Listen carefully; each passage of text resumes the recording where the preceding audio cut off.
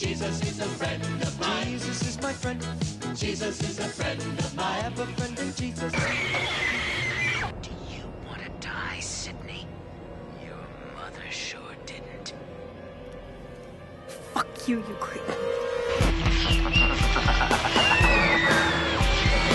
Please don't.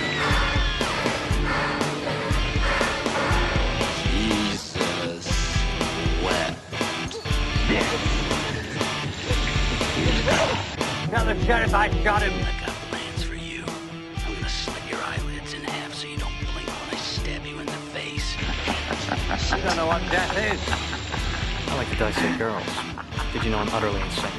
Hello, this is Trevor, and you're listening to episode 14 of Blood, Guts, and B-Movie Trash Talk. Before we take any step further, I would love to introduce co-host Steve Don't Skip on the Sexy Norman. How you doing, Steve? Pretty good. How about you? Not too bad. The weekend, just had my iced coffee. Tasty, and not to mention the fact that it is called the Van Halen. Even classier. Yeah, so pretty Classy name for a classy band. I agree. Tasty coffee. Want to thank everybody for tuning in here. Once again, we don't have a special guest. It seems an emergency came up, and that emergency being that they had a life to live and a weekend to enjoy. So we got a great episode in store for you. Hopefully you enjoyed the Hollywood Chainsaw Hookers. It's still up for you to listen to. You can listen to it on Podomatic. You can download it on iTunes and make sure you give us a nice little 5-star rating. You could be one of the only people that watches it on YouTube. Yes, you can check it out on YouTube, and all of the episodes are up on YouTube. Currently, that's the only place that holds all of them. And a new addition, you can actually go to our website that's finally up to listen to them as well. And that is www.bmovietrashtalk.com. Pretty stoked about the website. We also got some mini editions. It's called the Weekly B-Roll. So every week, you can expect one of those episodes. It's about 10 minutes long, but basically, myself or Steve will review a newer movie out in the theaters or a re-release, and it is spoiler-free, so you can check that out.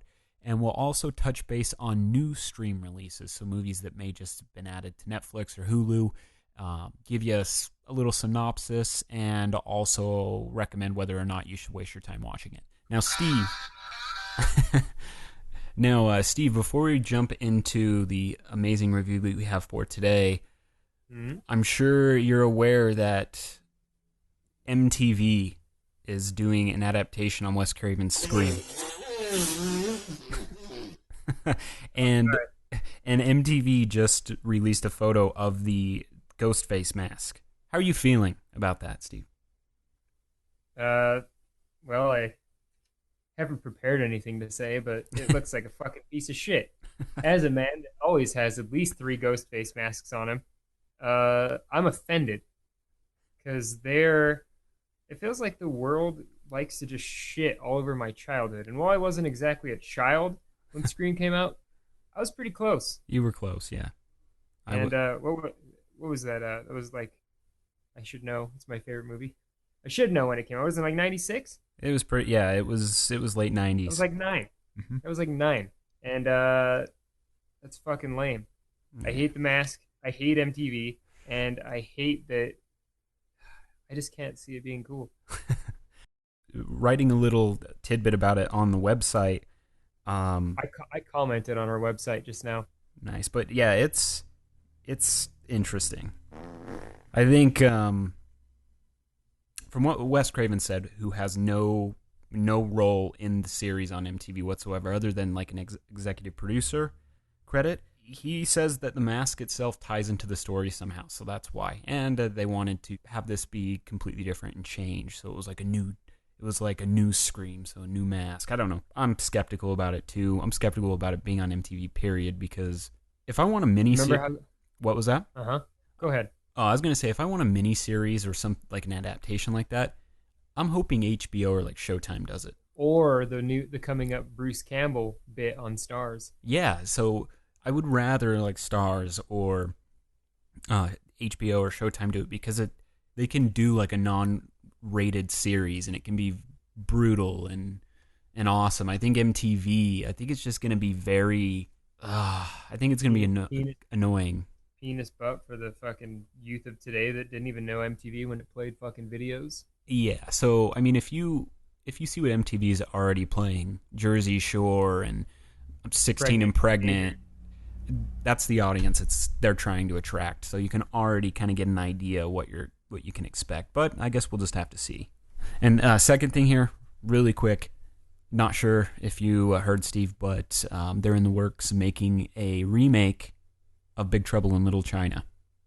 Oh, that's not what I was talking about. And guess I didn't know about that. Yeah, and guess who's going to play Jack Burton? The Rock. So that is another interesting topic. I'm not sure how I feel about it.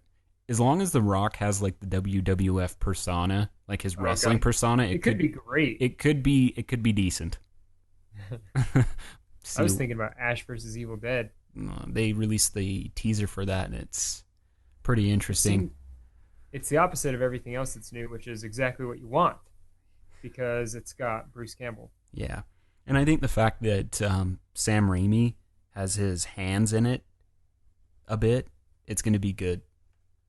It's not like taking, for example, the Scream series and taking it from from Wes Craven and then redoing it. I don't know. I think with him having a hand in it may turn out fairly decent. But we digress. We're not here to talk about those fucking things today, no matter how cool that last one might be. We're here to do Stage Fright, also known as Deliria, from 1987. Indeed. Now, do you have the budget for this bad boy, Steve? It's an estimated $1 million. Wow! That's a low price! Wow, that's surprising. I think we've watched some other movies recently that cost a lot more than that and weren't as good. Now, typically, you have a question for me, Steve, and I'd love to answer. Okay, my question is usually this. Do you believe this was really filmed in Boston? Actually, that's not my question. My question is, if you had to sum this movie's plot up based on something you may or may not find on the back of a box or say a Kellogg brand cereal box, or maybe even just the DVD box, how would you do it? Well, that's a great question, Steve. And I have a Surprise, motherfucker! A group of young actors and dancers rehearsing a horror musical based on the sadistic mass murders of a psychotic killer discover that stage fright can be terrifyingly fatal when the real killer joins the cast. After escaping from a nearby mental institution, the killer, a berserk ex-actor named Irving Wallace, who had already viciously murdered 16 people, slaughters the troupe's wardrobe mistress with an axe. Seizing on the murders as an opportunity to promote his play, the fanatical director moves the opening night forward, forcing the actors to rehearse all night by locking them inside the theater. In the mayhem that follows, the keys are lost, and the group soon realize that Irving is among them, planning a long night of terror and carnage. Boom. So, Steve, with that being said, I think we got to watch a pretty great movie. What do you think? I think so. Great. It was a nice treat. It was a treat and a break from the typical garbage we usually watch. It was even kind of charming the way that there's a bunch of people whose primary language was probably Italian. They were speaking English, and it didn't always make sense what they were saying because there's translation issues, and they're trying to be passed off as people from United States. Yeah. But nonetheless, still pretty sweet. Would you recommend this? To me, like the story was amazing. The characters were great, and I loved the whole cliche psychiatric ward escapee wreaking havoc in this like closed off, no escape theater. I thought that was brilliant. Now, the killer's attire is perfect. I think the kills are unique and brutal, and any fan of the genre they're definitely going to get their money's worth with this. And the soundtrack's above average, but it's used perfectly. It's good. You know, regardless of this film being in the horror genre and made in the late 80s, I would recommend this to anyone who loves movies, period. You don't have to be... Yeah, you don't have to strictly be a horror fanatic to enjoy this. The film offers so much more than just cheap gimmicky horror. I think it's a movie for everybody. I think it's really good. I would agree. I think it's a good time. Got a badass killer, a pretty unique look. Mm-hmm. And I would say right now, you should go watch it. Yeah, just turn the podcast off and watch it. Oh, yeah. But Or, if you already have, mm-hmm. or suppose that, say, for whatever reason, you're not going to do that, Mm-hmm. this next section is for you. Toxic Crusader. It's Dr. Killamoff, the evil alien who wants to pollute the whole world. He's going to smogify every tree in Tromaville. But look who's going to stop him. It's Toxie, the trendy yet hideously deformed leader of the Toxic Crusaders, who with their help really gums up the works. I'm toxic, but I'm tasteful. How does he do it? What does she see in him? Where did he get that tutu? Toxic Crusaders, they're proud, but they still get girls. Hideously deformed action figures from Playmate. All right, we are back from our break, and we are going to jump into the spoiler review now. This is the review that we jump a bit more in depth, talk about the movie a bit more. So let's start out with that, Steve. All right. The movie opens with a blonde woman smoking on the street, and clearly in a play. Mm-hmm. And a giant owl man just starts dancing. Now, make no mistake, he's got some moves. He does, and we kind of find out why he has those moves. What we find out though is this whole thing that's going on is actually it's part of the movie, but it's not. It's fake. It's a play, and it's a rehearsal. And the director is very, very upset with how it's going. And yeah, he doesn't appreciate that the blonde girl is. Apparently, he thinks she's not portraying a woman that would want to be with a giant owl. Yes. If the producer of the play, not the director, but the producer, named Ferrari states that the performance is terrible because it is not erotic enough, and so that's the big problem here. So he cuts, and this is where the movie jumps into quick. Like, who's who in the film, who are the characters, goes through each actor, all of them being, I guess, kind of friends just due to this chaotic job. They're all down on their luck actors that have to be in this. Yeah, this is like their last hurrah. They need to make money, and if it's not successful, they're all screwed, including Peter, the director. He's one of those like artsy fartsy, like no one gets me, I'm a genius kind of dude. It's pretty funny.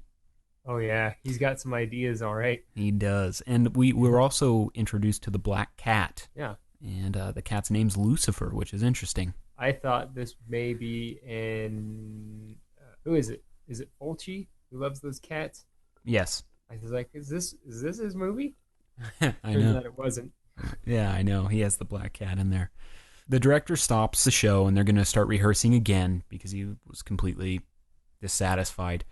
And we get to meet the dude that's under the owl mask originally. His name is Brett, and he's homosexual. And there are a lot of gay jokes thrown towards him from the women actors. And one of the first ones being, you can go back to selling your ass at the bus station. Right. But then we meet, right before they start acting again, we meet Sybil, and she's one of the main actors in the play and the movie. She's the whiny baby of the group.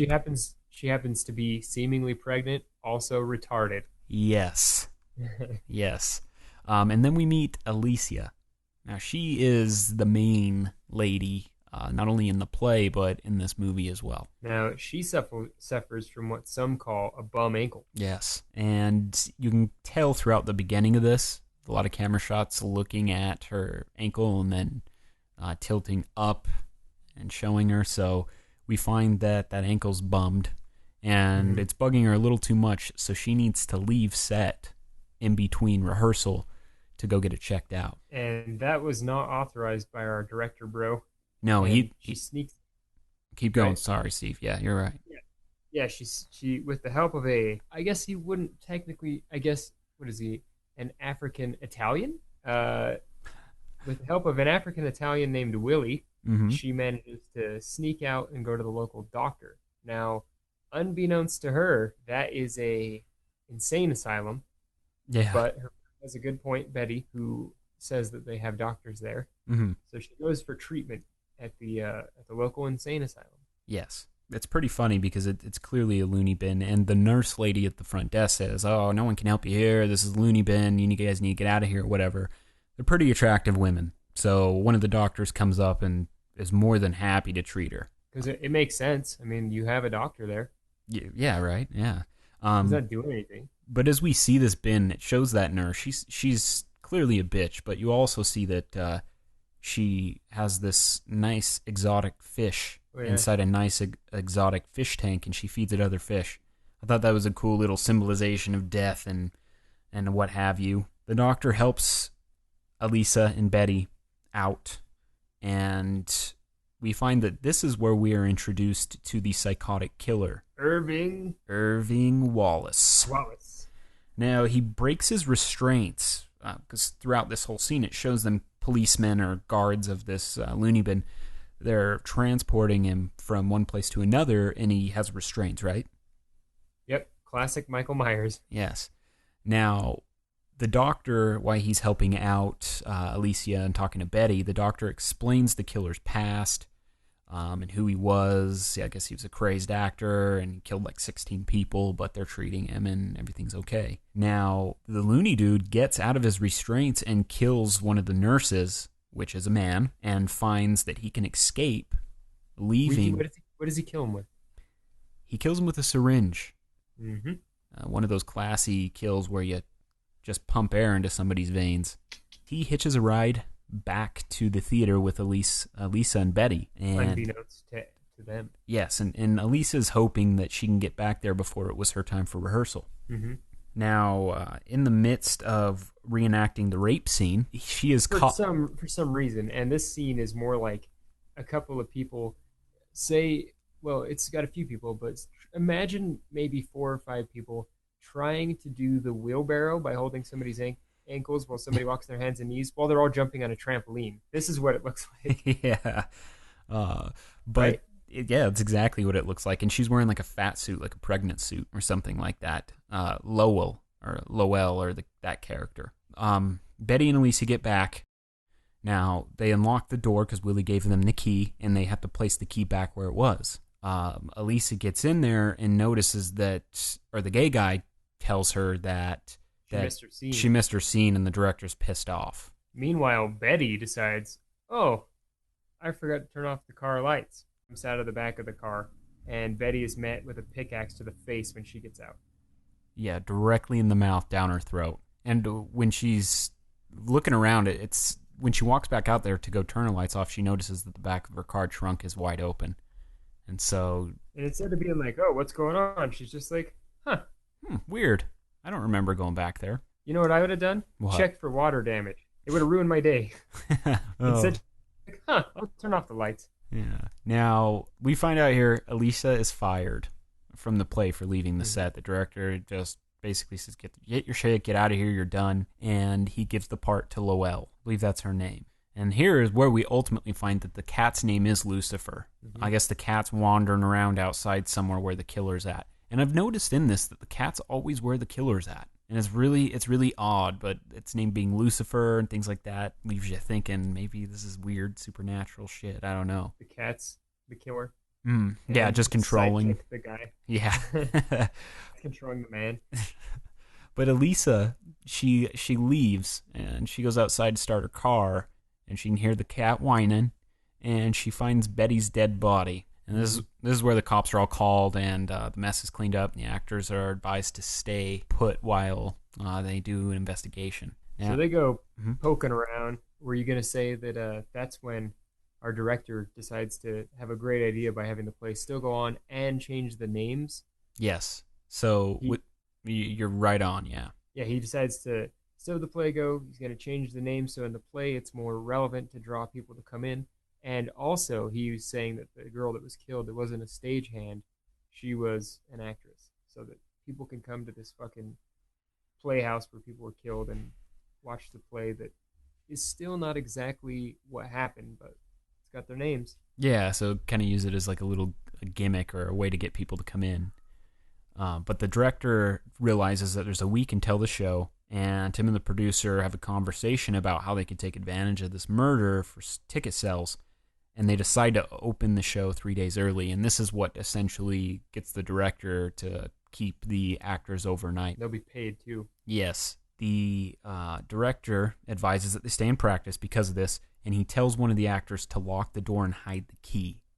And I thought this was brilliant, because he gives the key away, he doesn't ask where she puts it, he just says, go do something with it so no one can get out of here. So he essentially locks everybody in this building, and guess who's in the building with them? The killer. Irving Wallace. Yes. This is the only way that this movie is able to work, because nobody knows where the key is. And I was thinking all the time, like, it's a good idea to have him do that, because otherwise it's like, oh, well, we have several doors we could get out. Not anymore. Exactly. He's created one hell of a fire hazard. Oh, he has. And I thought it was funny, because after the director advises the actors to stay in practice and locks the door, to calm his nerves, he takes a bump off his little cocaine bottle. Dr. Roxo. This is where then the director, Peter, makes changes to the script, turning the Al murder into Irving Wallace, and the actors are staying late, and they're getting paid that cash. Mm-hmm. Now, here we find that there's cops patrolling the outside of the theater, and Lowell, before they go back to rehearsal, has to make her way to the dressing room for her next scene. And as she goes into that dressing room, she starts undressing, and she hears some scuffling around. And with Brett, the gay guy, being such a jokester, she thinks it's him. So she decides to go into one of the private dressing rooms to dress because she feels someone's watching her. And who is actually there, Steve? Well, the cat is around, but I believe that in this case, we're talking about Mr. Wallace. Yes. And he boxes her in there, Mm-hmm. and she starts screaming, and then everybody shows up, and it's come to find out it wasn't Brett. It was sneaking around. Creeping. Mm-hmm. Yeah, and so she gets away. Yeah, so her life is temporarily spared. Mm-hmm. But good old Brett's not so lucky here. No, because the killer decides it'd be much smarter to be dressed up as the main character. So he kills Brett, steals the owl getup, and he starts. They're able to get him on a stage because he missed his cue. Mm-hmm. But he goes out there, and during the scene, he just kills the shit out of the girl that he's supposed to be acting with. So as he's stabbing Corinne to death and choking her, the director is screaming at him, asking for more. And he stabs Corinne to death and then walks off stage. He expects only the best. He does. Now, then we jump to a scene where the cops are in the car and they're eating their lunch. And I thought this was kind of funny because the first cop is eating like this healthy spinach meal. I don't know what it is, but it looks like shit. And he's just talking about how his wife... Oh, yeah, it's just spinach. Yeah. I don't think it was anything but leaves. Yeah, and he's basically just saying, oh, my wife wants me to stay healthy and blah, blah, blah. And the other cop pulls out the cliche donut and starts munching down on it. I thought it was pretty funny. But after That's a lunch. Yeah, I know. I think that's just what they eat for breakfast, lunch, and dinner. I'd do it if I could, but I feel like I'm just going to shit. So you can't. Yeah, you just feel terrible. And, you know, if I didn't gain weight in the weirdest places, like, I would definitely do it. Yeah. They can't find the key, right? Because isn't that girl that got killed the one that had the key? Yeah, so this is a pretty fun scene because the director gave Corinne the key to hide, and she actually never told him where she put it. So they are essentially locked in this theater with the killer. Good call. Yeah, and so what happens is that they all start to kind of panic, and we see a scene here where the greedy producer Ferrari. He starts packing up all of his money because instead of writing checks for these actors, he pays them in cash. Yeah, and he packs up all his money and he starts running. Mm-hmm. And I have written down, Ferrari with a briefcase full of money gets separated and runs into the owl and offers him a roll of tens. It's no surprise that he gets killed. Yeah, that's pretty funny. I guess he has a spare key to get out, and that's why he's kind of packed the money up and he's just going to leave the actors there. But yeah, he packs his loot and he runs in the killer and he offers him a stack of tens. Good choice. face. And the killer doesn't hesitate. I think, my opinion, I think the killer would have killed him whether it was a stack of hundreds or not. Like, this dude was right, just... but it's offensive. Like, here's maybe $100. Please don't kill me. Like, after that big stack, like, I was so surprised to see that it wasn't a bunch of hundreds that I rewound it and watched it again. Yeah. He gets his ass killed. Just stabbed, I guess. And a few of the cast and crew and the director are with the girl actors back in the dressing room, and they're kind of putting a plan together to figure out what they're going to do next, right? Mm-hmm. And they decide that they're going to, I guess, go down to the production office to go look for the spare key. Yeah, there's like a skeleton key somewhere. Yeah. And so they decide to go down there, and on the way there, the producer, Ferrari, falls down from the gaffer space or the catwalk and startles him. What exactly is a gaffer? Because, like, I remember Samwise Gamgee has a gaffer, and then I saw the gaffer in movie credits, and I was like, what the hell is a gaffer? So the gaffer is essentially part of, like, the electrical crew, like the lighting crew. Oh. So the gaffer just handles a lot of the electrical stuff. Different gaffer. So a lot of, I believe a lot of gaffers are actually, most of them are like electricians. But And yeah. that pays well? Yeah, they make pretty damn good money, man. Like, you'd be amazed how much money people that work on film sets make. The shitty thing is it's not like your typical job. Like, you're called in to work, you work a month or two, and then you're off for a month or two, depending on where you're at. So, See. yeah. So different type of gaffer. I'm thinking maybe Sam's gaffer was like his grandpa or his uncle or something. You know, the Lord of the Rings? Yeah. After that backfires, Mm-hmm. is his name Brett? Yeah, so Brett's the homosexual dude. Okay, yeah. So Brett, he gets killed by a drill, right? When they meet back up, and then they head to the workshop. Yeah. So what happens right before that? Still not killed. He's just impaled. No. So Brett is actually... Okay, the guy Irving steals his mask. Yeah. And you think he kills Brett, but he doesn't, because Brett's back alive in this scene. So Brett gets sawed, or he gets drilled in the stomach, and he's still left alive for the director to cut him up with the axe. No. So it's a quick mix-up here. So it's actually not Brett. It's just another one of the crew. Brett's tied up in the, like, attic. It's a similar looking dude to Brett, but he's not an actor. He's just like a part of the crew. Looks similar, but it's not him. Prior to this event, the killer actually begins to play, messing around on the stage. He begins playing the score. He was messing around on set, and he starts scaring the cast and crew. And they all meet into that room to kind of plan what's going on. Now, the killer finds his way to the stage production department's workspace, and he finds all the tools that he's going to need to brutally murder the rest of the people there. There's nail guns, drills, axes, knives, you name it. Groovy.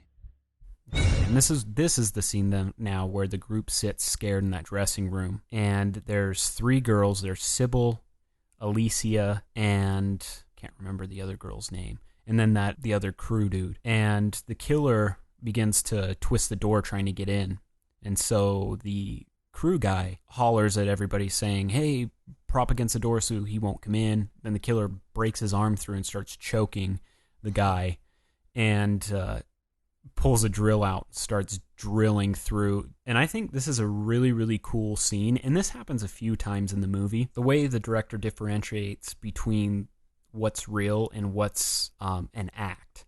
So, for example, when Sybil she grabs like a knife to stab into the killer's arm, so she'll release the crew guy, and she spills fake blood on the floor, like stage blood. And then as he starts being drilled, his real blood lands on top of the fake blood, and you can differentiate between the two. It's pretty cool. It's kind of a unique little thing there, but he gets the shaft there, gets drilled, and it's a big fucking drill bit too. Yeah, it is. Mm-hmm. I tried to drill a tree stump with one that size before. It's huge. Drill the stump, and then you put the poison in it. You know. Ah, yes. So this is then when they decide they're gonna chase this asshole down. Yes. Right. Mm-hmm. Okay. Chase the owl down to the attic, and they chop him up with an axe, but it turns out it was really Brett in the owl mask. Yes, and the director, named Peter, he sees the guy up in the catwalk, that like attic room, and he sees the mask moving, and it's Brett, the homosexual dude, trying to ease his way out of the tie that the killer has tied him up with, and then he literally just gets hacked to death, like in the chest. This is like the Halloween H2O treatment, right? When Michael Myers puts that one dude's face, or puts that one dude in the Michael Myers mask, and she just cuts his head off. Yeah. Boom. I guess they're climbing up the catwalk again. She's kind of trailing with that fucking weird tooth bitch. And yeah, Laurel. Girl, yeah, and because she needs her, the Laurel or whatever her name is, has been told to help her because she's got a bum ankle, and instead Laurel just pushes her and she falls back and gets knocked out because she falls off a ladder. Yeah, and she feels kind of guilty for doing it, but then she's like, oh, fuck her, and then just lets her go. But then that's where the director and everybody go up into the attic and kill Brett on accident. Now, Sybil, after all this happens, they realize the killer's still out and alive, and so Sybil is then pulled through the floor below where the killer is actually at. And so they start pulling back on her, and then they, like, Sting gets her pulled back out, and Sting sees that she's cut in half. Yep. And thank God, because Sybil, I'm tired of fucking hearing about Sybil, because he's just like, oh, and Sybil's just the stupidest bitch in the world. Like, she doesn't know what the hell's going on. Yeah, she's the crybaby. Sybil, and she looks stupid. Yeah. She has, like, that 80s, like, now it would be considered a dyke haircut. Oh, yeah. But it's just like that wet, spiky look with, like, big earrings. Like, it's just terrible. Kevin tries to pull Sybil through the floor, and she's chopped in half. And Kevin wants to be a hero here. Kevin's dating Sybil, and it's clear by this time that he's knocked her up because of the excessive puking. And the fact that he's babying her. Yeah. So he decides that he's going to be a man, and he jumps down in the hole that Sybil was pulled in, which is fucking ridiculous. Yeah. And the awesome thing is once you get down there, you see that the killer has a fucking chainsaw. And he just pulls that chainsaw lever and just cuts Kevin into pieces. Yeah, he makes short work of this hero. He does. All that guy does is jump down, and then it's like, ah! Yeah. And that... He jumps down, immediately realizes it was a bad fucking choice. So Peter, the director, and Lowell make it to the stage and try to escape hitting the door with an axe, because this is like kind of the last straw. They're like, this is the only way we're getting out of here. And the killer follows them carrying a chainsaw. Now the killer chops the director's arm off, and it's pretty cool. I say the special effects are cool. Yeah. And the chainsaw then dies. And so what the killer does is pick up the axe that's being held by the decapitated arm, which is Peter's arm, and he finishes Peter off by chopping his head off. Now, what happens? Nice. Yeah, I dug it. Now, what's the next step here, Steve? What happens? While that was happening, while the director was like, didn't he do something where he shoved that one girl and she sort of got sawed? The ankle support lady, crazy teeth. What's her name? Lowell. Yeah. He shoves her. She gets lightly sawed, but later we find her, just her guts are hanging out in the shower. Yeah. But, so after that. Yeah. So the director tries to make a bargain with him, and he's like, "Oh, leave me alone, or I'll leave you alone." It's like you're not in a position to bargain. He just cut off your dominant arm. Yeah. And so after that, he cuts his head off, and the knocked out girl with the bum ankle, Alicia, she comes to, and she wanders around until she finds the ankle support girl bleeding out in the shower. And at that point, she hides because our pal Irving Wallace shows up, and he decides to finish her off. Yeah, he's clearly drug her into some sort of locker room, and she's just sitting there bleeding, and Alicia hears him walking back to finish her off, and so she hides in the stall next to a Lowell. And this is a kind of a cool scene, too, because the killer doesn't know that Alicia's in there, and he goes to finish her off, and he's just, like, stabbing the shit out of... With a knife, stabbing Lowell while Alicia's watching through the curtain. It's pretty creepy. From there, Alicia, she goes into the office where she finds keys and a gun, and then she goes to try to open the door. Yeah. And she tries every single key, and it seems that none of them are working. So the killer turns on the lights to the stage, turns on the music, and he places all the actors on display up on the stage. At this point, he doesn't realize that Alicia is there. Yeah, and then he just starts smearing blood and feathers all over everybody that's like dead. Yeah, and he knocks the head off one of the mannequins at the front of the stage and puts Peter's head on it to replace the head. And then the killer sits in the chair in the middle of the stage with Lucifer, the cat. Yeah, the cat sits on him. Yeah, and just kind of admires his work. And then while Alicia's just sitting there in the dark, looking at him, kind of trying to figure out what she's going to do, the glare of a key kind of hits her in the face, and that's where we find out that the skeleton key, is actually jammed in the floorboards on the stage. I don't know if it fell out of Corinne's blouse or whatever, but the key's up there. But it's firmly wedged in the floor right in front of him. Yeah, so she finds her way under the stage to grab the key. The killer doesn't move a muscle, but the cat notices that somebody's under the stage and something's going on. And this is kind of weird because it's like the cat's name's Lucifer. The killer's just completely frozen. And it's once again, you could kind of look at this as like, well, is this like Cat? Like, is this like a Lucio Fulci movie like you were talking about earlier? Like, is this cat controlling this guy? Like, this is kind of weird. Alicia pries the key out of the floorboards, and right as she does so, the music stops. And so this key hits the ground, and it just sounds like, it's like the loudest sound ever. Uh-huh. And the killer knows that she's around somewhere. And so she finds her way to the end of the stage, and the killer meets her there and starts choking her, and he's strangling her. From dangling over the edge of the stage. Yeah. And he starts choking her. Mm-hmm. And this is where she finds out the gun is seemingly empty.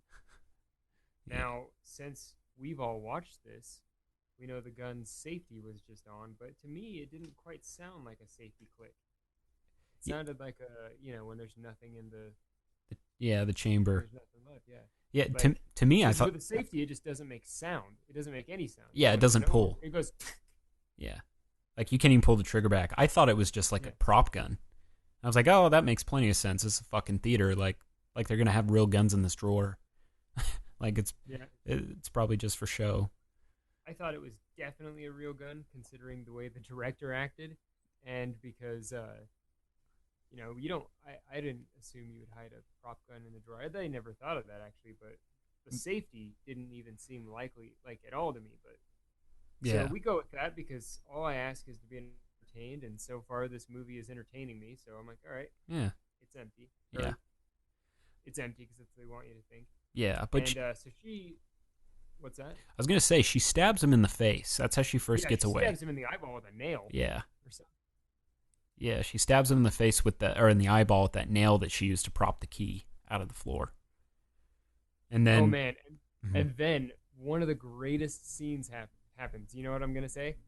I think I do, but I think you should still say it. Okay, so she runs to the door to unlock it with the key out in her outstretched arm, right? Mm-hmm. Right for the stage. The key fucking grows as big as a banana while she's running across the stage. And then when she gets to the door at the end, it's like the regular size of a key again. That key is fucking comically huge at this point. Yeah. I rewound it and just kept watching that scene because it's ridiculous. So yeah, she can't open the door, and the chase is on again. Mm-hmm. And she can't get through the door, so her next step is to get as far away from the killer as possible. So she decides to climb back into the rafters and, I don't know, lock herself in the room. I don't know what her plan is, but the killer follows, and he has that axe, and she's trapped into a corner, and as the killer's about to swing at her with the axe up at the top, she sprays him with a fire extinguisher. And this fire good for your injured eyeball. Yeah, and so that knocks him off balance, and he drops the axe, and he falls over the catwalk, but he grabs onto the edge, and he's hanging. Now, what basically happens is, isn't he hanging by like an electrical cable? He's hanging by the thickest electrical cable I've ever seen. It's like what would come out of a dryer, but way longer. Yeah. And so with plenty of work and the help of a big axe, mm-hmm. he manages to keep whacking this thing, and it cuts it off just in time for him to fall very painfully. Like, the way he lands on that table is like, it made me be like, oh, because that looked like it fucking hurt. Oh yeah, it was like a WW. It's like I felt like I was watching WWF when I was like 10 years old, watching like he like dead on hits his neck on the corner of that table. pulled a Mankind. Yeah, but he falls. This is where the typical the killer's dead music rolls in. Alicia walks down there so she can get out, and the killer grabs her leg. He's not quite dead yet. And so on the stage, they have a bunch of props and things that are still there because they were actually in rehearsal, and one of those props is a huge-ass like barrel of fire. A mini dumpster fire.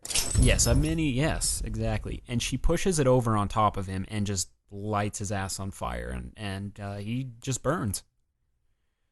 And what she does is once he catches on fire, he kind of wobbles around, walks around, fucking burning to death, and she finds her way out of there and runs out to the police that are guarding the outside, and everything's good. Cops come. It cuts to a scene where she's sitting in the back of a cop car. All these reporters are asking her, oh, what happened? What'd you do to kill the guy? Blah, blah, blah. And she's just watching all these bodies come out. And it's funny because you can count 8 bodies. And if you count the killer, it should be 9. So you never see the killer come out. Right. And they kind of confuse you, though, because one of them looks a little burnt. Yeah. I thought. After it all wraps up and she's at the hospital recovering from her wounds, she realizes that a watch that she had, I don't know, it doesn't explain why it's special to her, does it? Oh no, my watch. It's expensive. Yeah, okay, so it's pricey. It's expensive. So her watch was lost, and we forgot to mention this. It falls off her wrist during the altercation on the catwalk. Uh-huh. But she goes back to this place to get her fucking watch. Can I bring this up really fast? Sure. This is a classic, like, this movie doesn't let you forget that these are foreigners in it, because when she's sitting there at the station, the one police lady or whatever she is, dispatcher, she's like, I'll call you a cab, and Alicia says, that is kind, and it's like, what the fuck? Yeah. Anyway, so yeah, she goes back to the theater. She goes back to get her watch, and Willie meets her there, and Willie's like, I'm not letting you in. You know, the police officers, this is an investigation. They told me not to let anybody in. And this is funny because at the beginning, Willie's like, hey, I'm not letting you out because the director doesn't want you guys to leave. And because he breaks the rules, that's why the killer got in there in the first place. That's right. And as we know now, he breaks the rules again. He's going to let the killer out. So he lets him in, or lets her in. She finds her watch.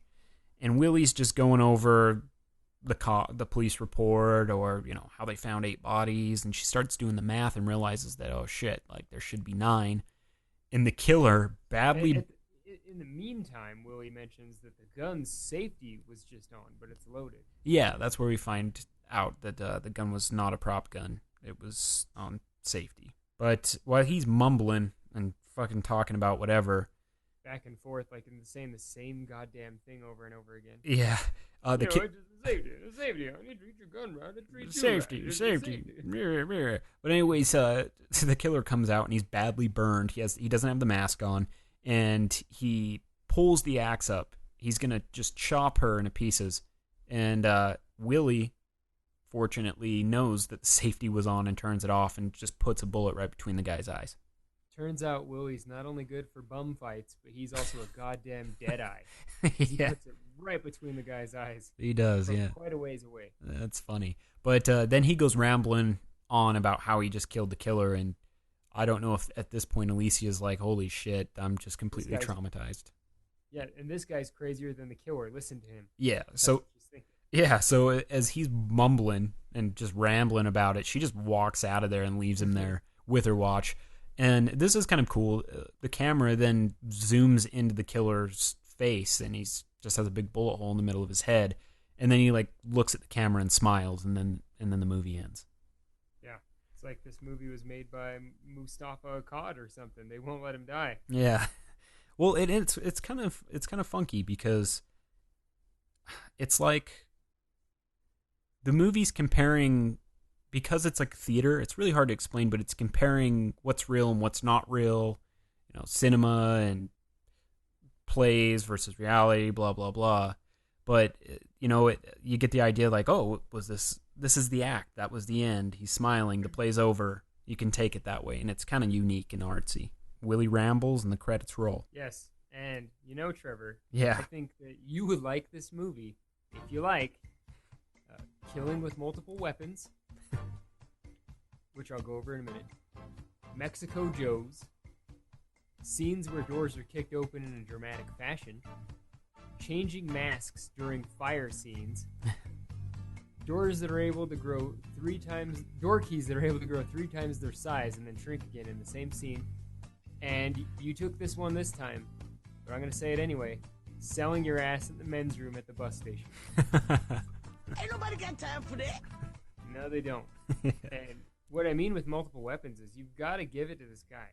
He kills with I think this might be in order. A syringe, Mm-hmm. a pickaxe, a knife, an axe, a chainsaw, a different knife. You missed the drill.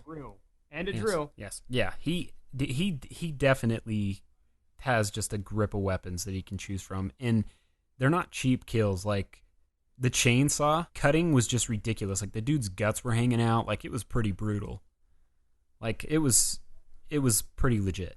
Now I guess we can just kind of go over what we felt about the movie and what we're gonna rate it. Do you want to go first? Sure. I would say the score, I made a mental note of this while I was watching it. The score was above average. Yes. Like, normally I don't remember the score. This time when I heard the score, I was like, yeah, this score is pretty cool. Yeah. I loved the combination of strange 80s and effective noise. Mhm. Like, it wasn't just like, actually, that's a bad example because that's a great score for the Mario game. But, yeah, it kind of felt like that, but it was really good, I thought. I mean, not the best score, but it was pretty good. Yeah. And the killer, he's got a pretty classy name. The way I keep remembering it is Irving Wallace. Like when I first heard that name, it just reminded me of the NBA. Yeah. Like, With all of the Irving and Wallaces, man. Yeah, I know. And so I love his costume. It's pretty sweet. The owl mask is awesome. The only time it's not awesome is when it turns to a different owl mask when he's burning. Mm-hmm. But that's pretty cool. I love the look. I loved his arms. Like he just had such beefy arms. Yeah. Like when you see him in that coat, like he doesn't look burly. He just looks like a force. And so that was pretty cool. He was kind of unstoppable, and he pulled out all the stops. So for him, he's a guy that you definitely should. He should have a franchise like where he's got like 1 million fucking movies. Yeah. The character's pretty badass. Yeah. Even if he loses the mask at the end. So with that taken into account and the fun of the movie, I would probably give it. I would probably give it like a 1.5 dumpster. Nice. How about yourself? It was great. The story was amazing. It was written very well. The characters were awesome. And it wasn't cheap acting. It was pretty good acting. Especially considering they're not speaking their primary language. Yeah, and the whole cliche psychiatric ward escapee thing was really cool.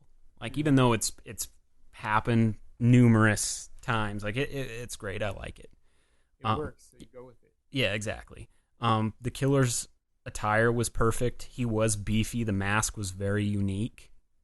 And it wasn't just a random mask he found. He was using it to kill people without really pulling attention to some random Joe Schmo off the street. You know, everybody thought he was actually Brett, so it was pretty cool.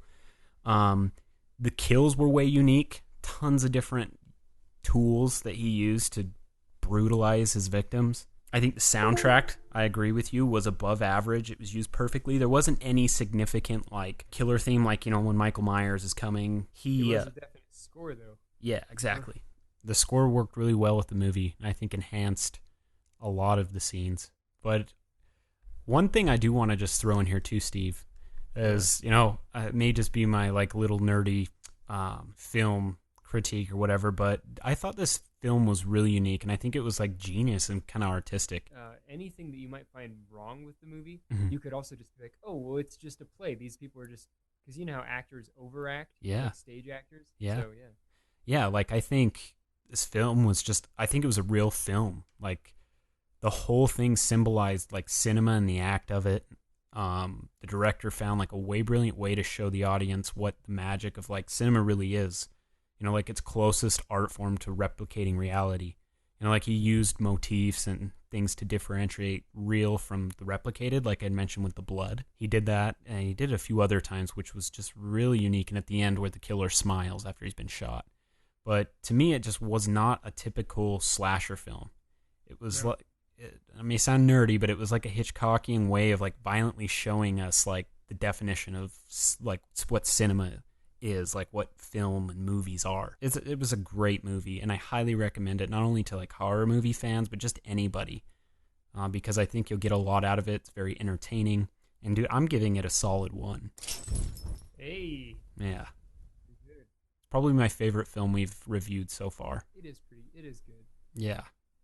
It's really good. I don't know if I'm ready to say that, but I did, like, it was different than other things. Yeah. It was so different. It was pretty cool. And it wasn't extremely different to the point to where it was like April Fool's Day, you know, where people really weren't killed, or where it wasn't violent, like really a slashery horror violent movie. Because there's a lot of like slash films out there that are supposedly slasher movies, and like 1 or 2 people are killed, and it's not really shown. It's they try to really focus on the story and things like that. Like, this had its gore, it had its violence, and on top of it, it had a great story, and it offered a lot more than just that. So it was fun. Yeah, and that killer, I would love to see a franchise, or like, oh yeah. And to me, it explains the remake. Now, I haven't seen that remake yet. So Stage Fright, they came out with like a reboot of it or whatever, and I haven't. You're not talking about the Meatloaf one, are you? Yeah, but I don't know if are they related? I don't think they are, because I bought them both. When I was buying this movie for this episode, Mm-hmm. I bought the other one too, just because I was like, well, Meatloaf's in it, it's going to be sweet. Mm-hmm. That movie has our buddy Derek, and by Derek, I mean the guy that looks like Derek from the Santa Sleigh. In it. Oh, okay. I have that movie, and it does take place, some parts of it do take place on a stage. Mm-hmm. That's pretty much where it ends. Oh, okay. So we should do that one sometime too. Yeah. It's pretty cool. It's more of a musical. Yeah. Well, what I was going to do is research it a bit and possibly write like a written review on our website about do more of like a film theory review on that movie, because like I said, there's so much more than just like the horror and the special effects. I think there was a lot of artsy stuff behind it, and I was going to actually take a look at that remake and see if it was related, because I felt like this movie, if you're going to remake it, it wasn't remade because it was crappy or like it was a huge cult classic, because this movie is kind of hard to find. And on top of that, like, you really don't see a lot of reviews for it. You don't hear a lot about it, but it was fucking great. So I could see why somebody would want to remake it, because it just didn't get the buzz it should have received. The other movie with Meatloaf is more like you're watching a combination of a wholesome musical, mm-hmm. and then all of a sudden it gets so dark and twisted that you're watching like a Saw type stabbing in the neck really violently, and then it goes Jesus. like there's some singing parts, but it's not like, it doesn't take place on a stage. It's just a movie where, kind of like how in Rocky Horror they're sort of singing sometimes. Oh, okay, so it's kind of a musical. Is it kind of like Repo Man? Like, yeah, it is kind of like that, but like it's more like, at first I thought, what the fuck did I buy? Because it's just like, oh, and it's kind of like, you know, like for a few minutes, like wholesome, like sort of maybe you would see on a Disney Channel. Yeah. And then all of a sudden, just some fucking brutal killing, and then back to it. And I'm like, what is going on? And it's pretty sweet. That's cool. Well, I take that back then. It sounds like they're not related, but it's definitely worth a watch. And we'll have to either review it on the podcast or like write a written review for it. We should do something, because I'd never heard anything about that either, and I thought it was pretty great. Yeah, Meatloaf's in it. We got to watch it. So, Mm-hmm. Yeah. Hey, but that's it. I think we're good. Do you have anything else you want to say about the movie? No, I don't. All right. Well, that is it for episode 14 of Blood, Guts, and B-Movie Trash Talk.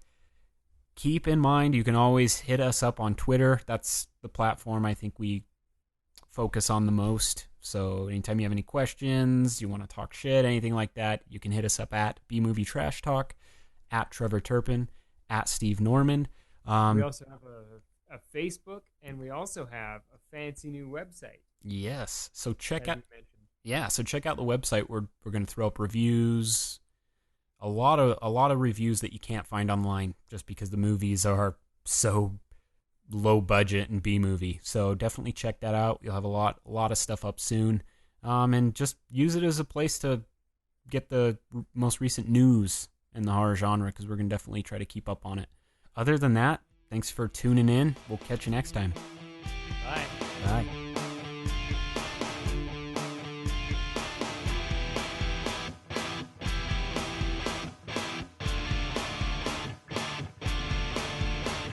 Oh, good for you!